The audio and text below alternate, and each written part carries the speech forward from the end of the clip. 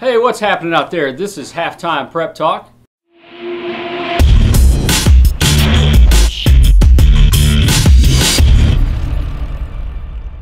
As always, HTPT is sponsored by Fannin Automotive Family, Zack Klemme, Aaron Snyder, and we're going to bring in guests from Lawrence County Boys Basketball, Travis York and Brandon Richardson a little bit. I want to bring your attention to the ticker. It's the distinctive specialties ticker for some upcoming games in the area. Also want to tease the district and region shows. We have some big shows coming up, Zach, especially the district show. We don't have everything finalized for the region yet, but on the district, or leading into the district tournaments, which will be the week of February 23rd, we're looking at a Saturday, February 21st show at noon, and that'll be at Phantom Motors on US 60 in Summit, and we're going to invite people to come out and watch the show live. And now the show is not going to be aired live, right, but they can come and watch and heckle. Maybe heckle a little bit, see if we can handle that, because we're used to the quiet studio. Yes. You know, so test us a little bit. Yeah. And we're going to welcome that. Yeah. Bring signs like game day if you want. Maybe we can bring the Matt Sparks and I were talking about this last week. The ESPN game day guys from Boyd County. Yeah. They mocked the set. Yeah. They did a pretty good job of duplicating that. Yep. More suits and ties. More suits and ties. Impressive effort. Yeah. Maybe they can come be our rival show there or something. There you go. We're going to be right by Boyd County Middle. So maybe we can make that happen. Let's do it. That'll be and we're planning to have Coach Randy Anderson and Coach Hager Easterling from Boyd County Boys and East Carter Girls respectively for that show. So exciting times coming up here on HTPT. And of course you're watching us on dailyindependent.com, and you can always look at the Independence Facebook page and YouTube for the shows as well. Region tournament is going to be starting Monday, March 2nd at Morehead State. We'll probably try to do something that Saturday for the region draw, but we're not sure exactly yet what we're going to do yet, but we're going to probably bring that up again next week. Switching gears a little bit to college basketball, Zach, we're going to talk about Kentucky and if they can withstand this pressure, because Tuesday night was a very, very close call. Very rough. They were sweating it out all the way to the end, and LSU, if they make that three, the pursuit of perfection is over. I continue to believe that it would probably be better for them to just lose one, get it out of their system, be done with it, take the pressure off. And I know that sounds silly that it would be almost better to have a loss, but I think then you just come out fresh the next game, you start over, you're relaxed, you're loose, and you can just play your game and be the best team in the country, which is what they are when they play up to their capability. Do you think this team needs a loss, or do you think they've had enough close calls to qualify as a loss? Basically, I'm talking about the Texas A&M double overtime game, the Ole Miss overtime game, and also the LSU scare. Well, it's like, for example, we were talking about this before the show. If you learn from your close calls, then that's just as good as a loss in terms of getting the lessons. Like, well, Carl Anthony Towns learned that you can't hang on the rim based on, Calipari talked about how the run that LSU made was directly in response to the momentum that they were given by that. So, if, for example, Towns learns that you can't do that, then do you learn your lesson and then you're fine. You can learn and win at the same time sometimes, and maybe the lesson is not burned into your memory quite the same way if you don't have that sting. But I guess, during the next couple of weeks we'll see if some of that stuff is kind of happening. But the fact that these close games keep happening would seem to indicate that there's still some room for improvement in that regard. I liked Towns' response because he came out and had a huge rebound at the end of the game to help seal that victory. With your coach over there basically just getting real animated in your face on national television, as a freshman you could hunker down in your shell.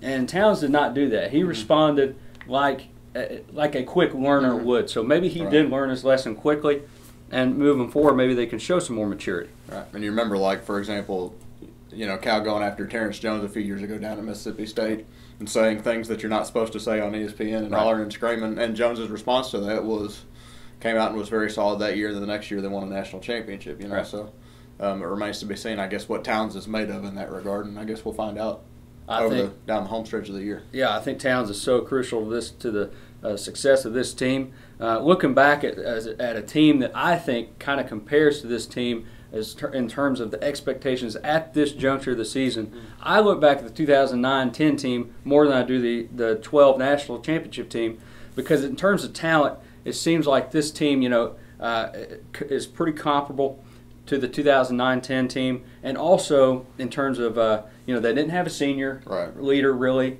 on that team either, and they don't have one this year. You had Wall and Cousins and Bledsoe and Patterson, and they pursued perfection for quite a while as well. South Carolina got them, I think, after 19 wins. But then they got to the Elite Eight, and shooting was a problem. The thing about this team is shooting isn't as much of an issue, so maybe they can overcome it, maybe overcome an upset or avoid an upset in the tournament like the 2009-10 team suffered against West Virginia. This team's just been so focused most of the year in the big games, in the Florida games and the Texas games, and the games against top line teams, and I guess it just remains to be seen if they can turn it on every night. And again, if shooting is an issue, it can be an issue any given night, but they've shown that they're pretty complete in that regard so far. So we'll see. The two games, I know I keep wanting to be the first one to say, well, they're going to lose this game. Well, I'm not necessarily saying that. I'm just saying the two dangerous games I think that are left on the regular season schedule, to me, are at Mississippi State and home against Arkansas, in my opinion. Arkansas is a top 25 team that's put up some points. So I think we found out on Tuesday night that a team that can run with Kentucky can be dangerous. LSU made no effort to slow it down or junk it up or make it an ugly game like a lot of teams will think they have to play with Kentucky. LSU tried to run with Kentucky, and it almost worked. So if Arkansas has the horses to do that for a full 40 minutes, then that could again be a very interesting night. All right, we're talking about points. We're going to talk about somebody who's scoring a lot of points in balls in their court. My game ball is going to Timmy Dalton from Lawrence County, which we'll talk about a little bit more when we bring in Travis York and Brandon Richardson. Timmy Dalton had 38 points against Williamsburg, and then followed that up with a 22-point performance against Sheldon Clark. Timmy Dalton missed a little bit of time earlier this season. He's making up for that lost time, and what a great couple of games that he put together, and also played well against Boyd County. So really three games in a row there, Timmy Dalton's played exceptionally well, and just so happens that correlates with Lawrence County playing exceptionally well right now. All right, well, for mine, we're going to switch gears a little bit and go with a team and a program that we've not had in the spotlight a lot this year, and there's been a lot of players that have gotten their 1,000th point in the last few weeks or so, and Paige Brammer has been one of those from Rose Hill. She's averaging 11.1 points a game, has been kind of one of the mainstays for that team, and they've won a few games. So I think they're at 7 wins or in that ballpark right now, and which has been an improvement over the last few years. And she's also their team leading rebounder, and had 17 against Riverside Christian the other night in a big win for them. So I guess we see what you're doing over there, Rose Hill. Yeah, Paige Brammer, a good solid career for her. She's putting a nice capper on it. Yeah. Let's go to the three-point shot. Friday night, Fairview East Carter boys. East Carter coming off a 57-53 win over Raceland. Fairview playing pretty well. They lost to Boyd County and did not earn that #1 seed in the 64th district, but they'll be the 2 seed. Narrowly missed out on that. Had a nice comeback against Boyd. Fairview. Before we get into the Fairview East Carter matchup, I just mentioned Raceland. Let's talk about Fairview and Raceland a little bit. Both having pretty good seasons. Yeah, they're two Class A teams that are more known for their football probably than for their basketball, but we're playing with the numbers a little bit. And Fairview, as of the time of this taping, is 14-9. It's on pace for their best season since 2009 and 2010 when they reached the region final there and lost to East Carter. And Raceland is 16-9, and that's their best record right now since 2007-08.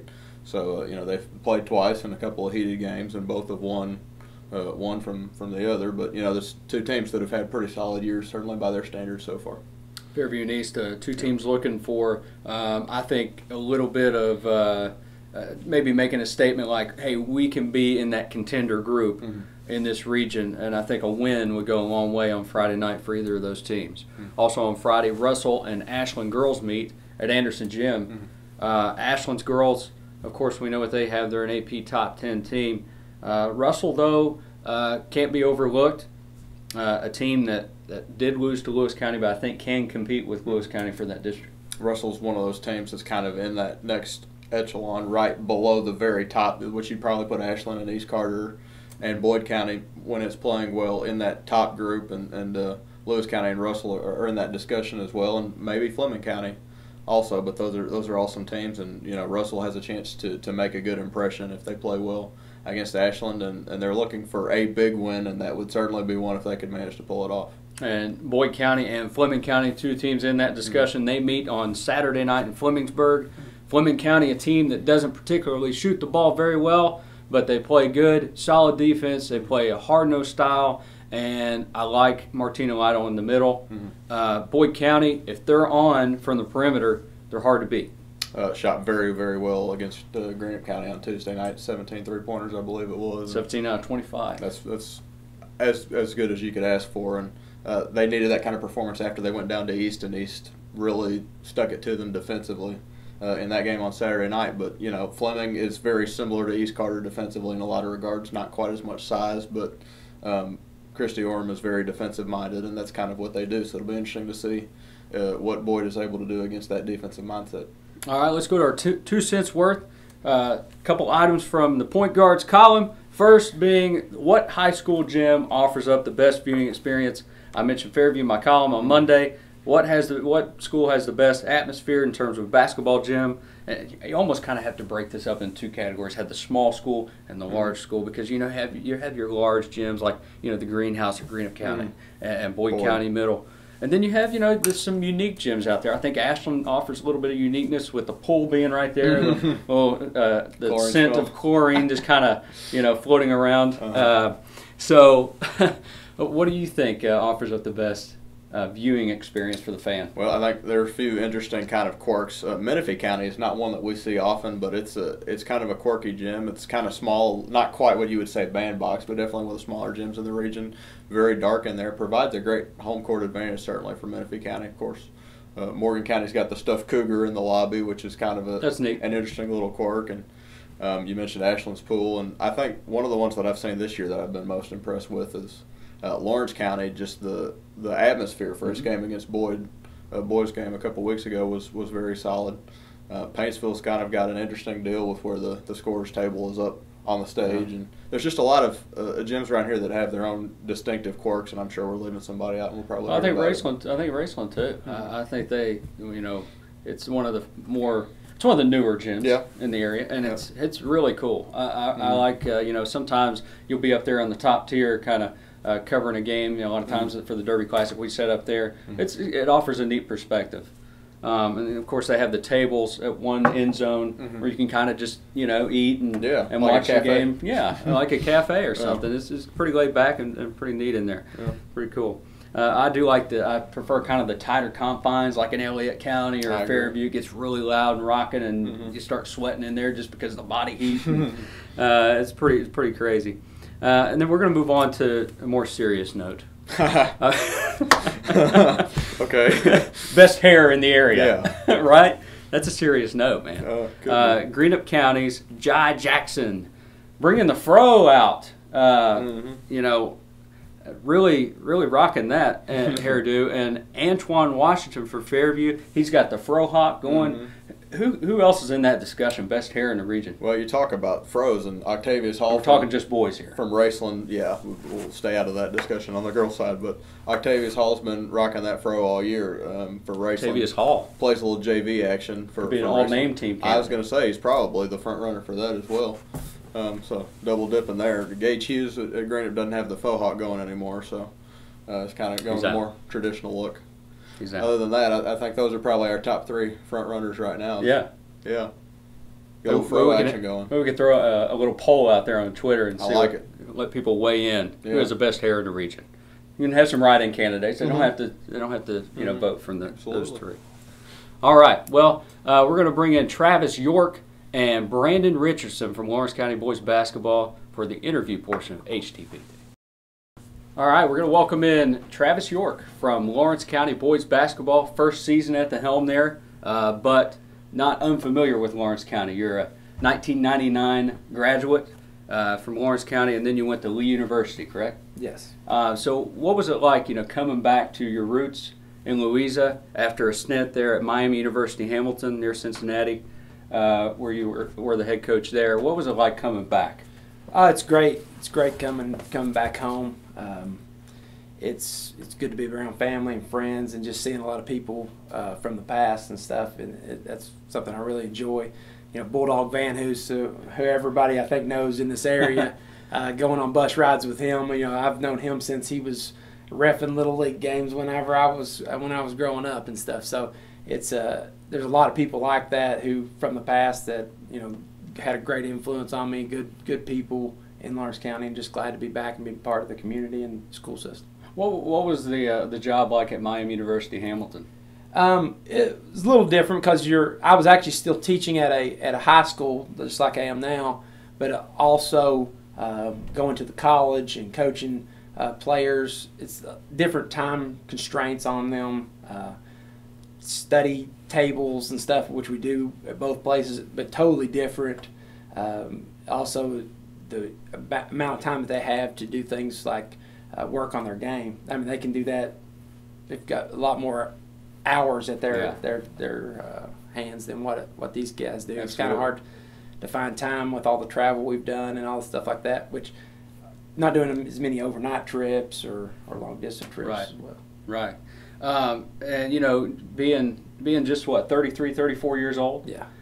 You know, you're just about 15, 16 years older than these guys. I was just reading recently about Denver Nuggets coach Brian Shaw. He was, you know, talking about the difficulties relating with players, and really he's only 48, so he's not that much older than some of his players who are probably in their late 20s. What's bridging that gap like? Well, I think I just came from coaching college, so there was even less of a gap. Yeah. And I guess the gap gets bigger every year. I mean, every year your gap's a little bigger. So I don't think there's a ton of problem with it, but you know, these kids were raised a lot different than we were, even just 15 years ago. I mean, I tell them stories about how, you know, I got my first email when I was in college. You know, you know, we're ICQ or these other message boards and stuff that you try to communicate with people, as opposed to now you got Twitter and all these new ways, social media. I think that's probably the biggest thing to try to help them and teach them about something that they know more about than you, but just trying to say, you know, you want to watch what you're saying and keep it appropriate and know that there's a lot of people watching you on those things. And, right.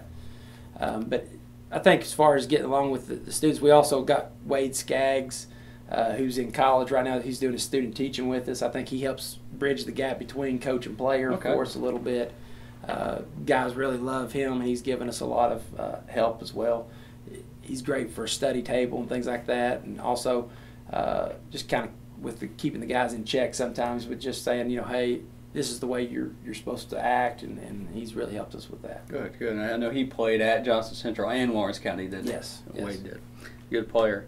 Yeah, you talked about, you know, social media. I was thinking back to college. That's when Facebook first came out when I was in college, and it was limited to just college students. Yeah. But now, you know, anybody can get on, and then, like you said, Twitter added on to that. So a lot of things to keep in check. Yeah. For sure. But you guys are really doing a good job on the court right now, hitting your stride. It seems like at the right time. Impressive wins over Boyd. Williamsburg only has 3 losses, and region rival Sheldon Clark. You know, to use that cliche, do you think you're peaking at the right time? Yeah, I think we are really hitting our stride right now. Hopefully we can continue that. We had a lot of guys out, a lot of injuries, sickness, and, you know, everything happened there in the middle of the season. I was talking to Tommy McKenzie and also Frankie Smith about those things, and it's hit the 3 of us at different times during the season, and we were kind of lucky that it did happen in the middle. It didn't happen at the end, so hopefully we can continue that throughout the rest of the season in the playoffs. But and then someone said those 3 teams you just named, win-wise, those are the 3 for the 13th, the 15th, and the 16th. Those 3 had the most wins. Yeah. So those were, I didn't even realize that myself until somebody told me that last night, and I thought, well, that's a pretty good little streak we're on right now. So. Absolutely. Boyd County has 20 wins. Williamsburg, I think, 18. I think Sheldon Clark has 19 or 20 as well. Yeah. So. Very impressive. This style of offense, it's hard to keep up with, you know, with us keeping stats over there on the sideline. But I've called you guys. A few complaints from refs too, because they're like, "You're gonna have to do something because we can't. We're trying to run up and down the court. They got to get in shape." Yeah. I've called you guys the breakneck Bulldogs because of such a frenetic pace that you guys play, and you know the rapid frequency you guys are putting points up right now, 80 points a game. But when you were hired, you expressed a desire to get the pace as fast as you can get it. Are you where you want it to be? We're getting there. We're getting there. We were struggling a little bit defensively for a little bit, and part of that was kind of with different personnel coming in and out. And I think now that we're whole, it gives us a little. We can get on kind of pressure a little bit more and do some of the things we wanted to do to start the season. And we're rebounding the ball a little better too, and that helps us not only defensively, but it also helps us if we get that rebound, that long rebound, and we can take it the other way. And I think those things are helping us out quite a bit right now. If we keep improving those things, then that's just going to lead to better defense and offense. Mm-hmm. Now, last season you guys were a good offense as well. Of course, I know you weren't there yet, but 66.9 points per game last season. Like I said, it's up to 80 points this season. You guys have eclipsed the 90-point mark. I would guess that might be an unprecedented 7 times in 25 games so far. I don't know if any Lawrence County team had scored quite that much in the past. Sure. But you guys are at 2,000 points in 25 games, including a 110-point game recently against Williamsburg, which is 6 points shy of a school record. Yeah, yeah.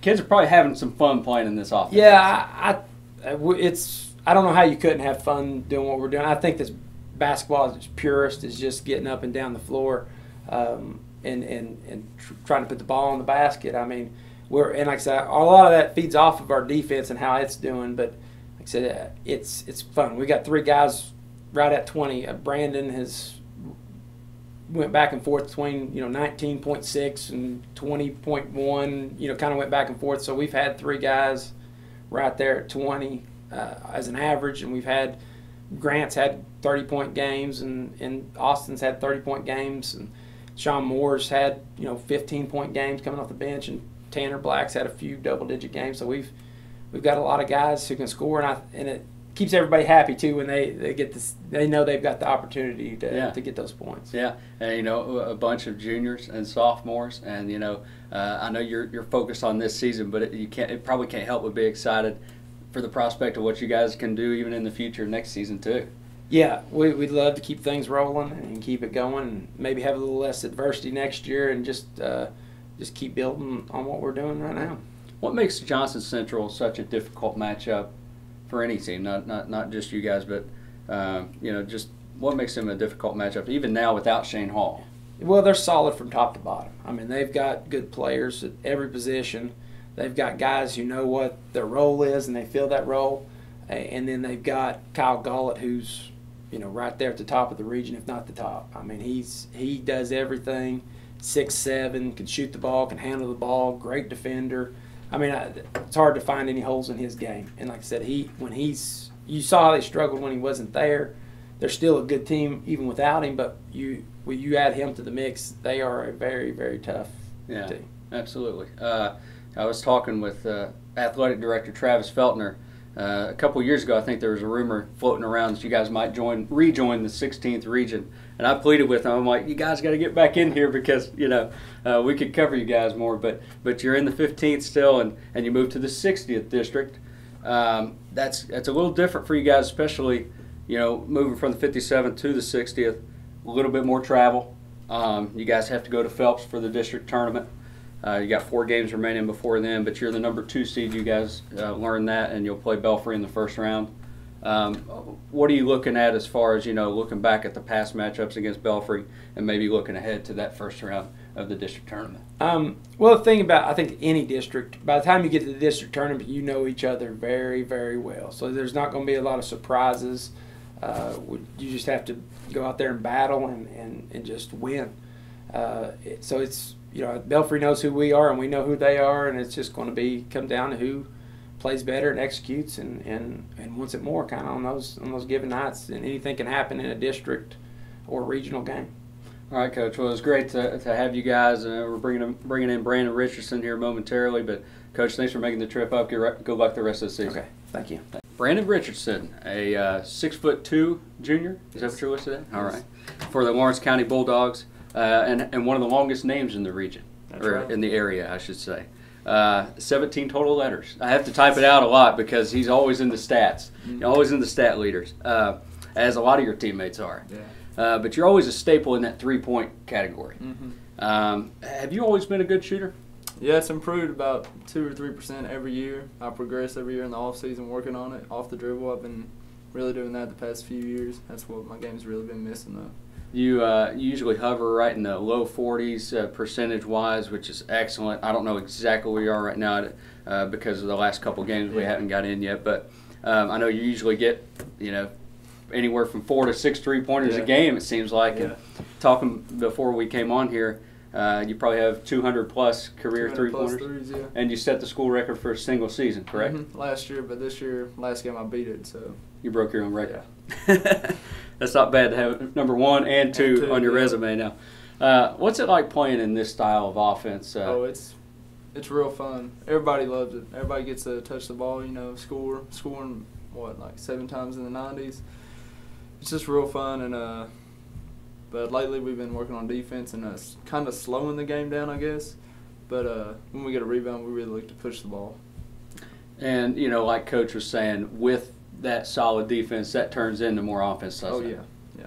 First turnovers. This junior group, you guys, it's kind of a unique instance, really, to see pretty much the same core group or the same starting 5, which you guys pretty much had the last 3 years. Yeah. And to look forward to next season, we'll have the same group again. What is that like? How close are you guys as a unit? We do everything together, on the court and off the court, of course, obviously. And we're probably one of the closest groups around here, around this area. This particular group, with Timmy and Robert Dalton coming in as, I guess Timmy was an 8th grader, Robert was a freshman. So you guys have been together, this particular core group, for 3 full seasons now, pretty much. And I transferred over in 7th grade, and I played with Robert and Timmy from 6th grade down, so I played with them for a while. Okay, so you pretty much played with them your whole life. Yeah. One big change going into the season, one of the very few changes you guys have had to undergo was the coaching change.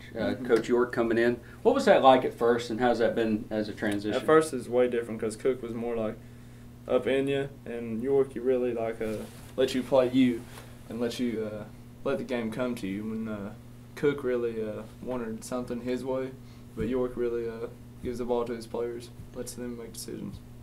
What's missing from the picture right now? I know the answer would be a region championship. Yeah. That's what you guys want. Is that within reach this season? Yeah, definitely. And you guys have been close. Close. Looking at some of the big rivals, Johnson Central, Sheldon Clark, what makes them tough matchups and such heated games? I guess our 8th grade or our 7th grade, Martin County beat us for the 8th grade championship, so that kind of added fire to Martin County. And Central's they blew us out last year by 30 at home, so really need to get them back some. I totally did not think about my wardrobe selection today, too. I'm wearing Johnson Central colors. How could I do that? How could I do that to you guys? Sorry about that. You're fine. All right, I'm going to ask you about the team a little bit in the locker room. Who's the funniest guy on the team? Robert Dalton. All right. Who's kind of the peacekeeper? After being played together so long, you're kind of like brothers out there, so there's going to be some bickering, right? Yeah. Who's the peacekeeper on the team? Grant Kaiser. Grant, all right. Yeah. He's a quarterback as well on the football team, so he's got the level head, huh? Okay, let's play a little either or. Okay. All right, we're going to go with the layup first. Rap or rock? Rap. Favorite artist? Drake. Okay. Free throw, McDonald's or Wendy's? Wendy's. 3-point shot. Okay, we're going college basketball or NBA? NBA. Favorite team? Lakers, but kind of ashamed right now to say that. It's all right. Stick with them. And finally, for the half-court shot, would you rather have 2 dunks in one single game or 10 3-pointers in a game? 10 3-pointers. Okay. Then I hold the record for most threes made in the game for Lawrence County too. And what is the record? Is it 9? 9. Okay. All right. I got 7 and 8 before. So. All right. So trying to go for 10. Yeah. Trying to go for 10. You'll take that over the 2 dunks, huh? Yeah. All right. All right, Brandon. Well, good luck the rest of the season. Great to have you on. Thank you. It's time for HTPT's 2 for the Road. I was going to talk about Kanye West stealing Beck's thunder, but I think I'll leave the Grammy Awards alone. I think that's a good That's idea. been talked about enough. Let's go with baseball. Yankees third baseman Alex Rodriguez trying to establish a fresh start, but it's a long road, isn't it? Speaking of 2 for the road, it's a long one. After being found to be involved in the rampant steroid use, the The Yankees' third baseman served a season-long suspension, as we all know. But in the initial stages, he experienced that denial stage, I think. And, he threw the Yankees' doctor under the bus. He questioned the organization's integrity in the biogenesis case and sued Major League Baseball. Now he's kind of on that 12-step process of sorts. He's already apologized to Commissioner Rob Manfred, and this week he apologized to the team and the front office. Now that third step, what the team wants him to take, is going public with an apology to the media. It really is sad to see such a successful, promising, exciting Hall of Fame career just spiral down the drain. But it's never too late to make amends, and I think for A-Rod he can do that. But and kind of have a little bit of solace for the rest of his career. But unfortunately for A-Rod, Cooperstown will probably justifiably extend those impenetrable walls that they have up, in cases of guys like Barry Bonds, Mark McGwire, and the like, Sammy Sosa also. And it's just sad to see for the game of baseball for a guy like A-Rod who had such a promising start and has 654 career home runs to not be able to get in. Look at a guy like him and Barry Bonds, for example. Those are guys that are Hall of Famers without performance enhancement. They are. It's just kind of strange to be interesting to know at what point they decided that was a step they needed to take and what their rationale was for that. If you're already in that elite group, it's just, I guess it's like anything else in life. You get even greedier when it seems like you have everything you want, right? But there's always a little bit more that you want, and they just took the wrong step. Like sometimes you think you have something to prove that you really don't. It's just kind of an interesting situation. It's a shame. But anyways, to shift gears a little bit, famous legendary North Carolina coach Dean Smith passed away this weekend, and I saw a story that we retweeted that thought was really interesting.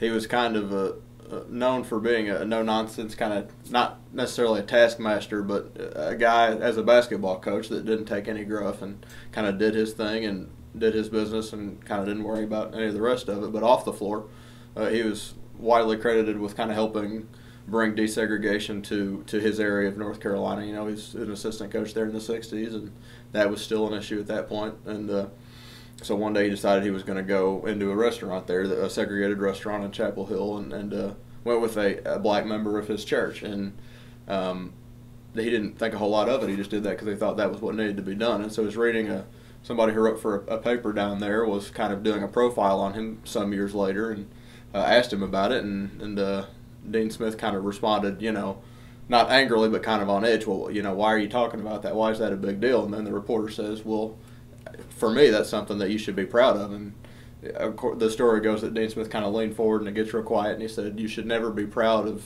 doing what's right. You should just do what's right, just to do it. It's just kind of that approach is something that is seems almost quaint these days, just based on how people in the public eye seem to live their lives now, and it's just kind of a reminder of maybe how we should all live our lives, I guess. Yeah, when I think of Dean Smith, I think of the number 879. That's how many wins he had, and he passed Adolph Rupp. But for people that actually knew Dean Smith, that's one of the last things they think, because he had a much bigger impact than that. Right. Thanks for joining us on HTPT once again this week. Please come back next week. Come out in person. Come to Phantom Motors Saturday, February 21st. It's at noon. It doesn't conflict with any Kentucky basketball. They don't play till 6. You don't have any excuse there. So come out to Phantom Motors. If you don't come, you can still watch on the website dailyindependent.com. Once again, HTPT is sponsored by Fannin Automotive Family. I want to thank our guests, Travis York and Brandon Richardson from Lawrence County. He's Zack Klemme. I'm Aaron Snyder. See you next week.